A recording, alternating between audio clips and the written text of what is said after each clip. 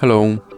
In this video I will show you how to set up parental control on OPPO K12x.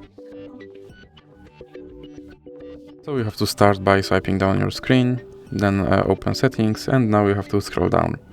Then click on Google and click on Children and Family. Now click on Parental Controls and click on Let's do this.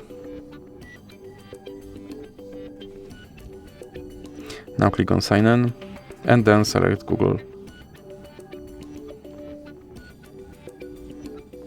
And here you have to enter your child email address.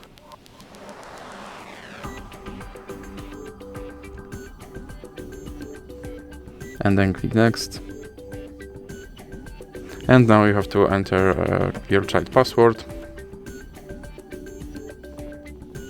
And click I agree.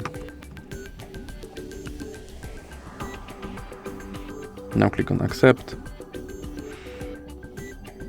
And then click on supervise. Then click next. And here you have to enter your parent email. Then click next. And here you have to enter your parent password.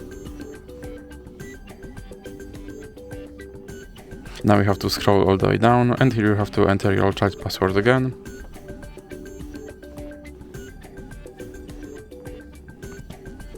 Then click next.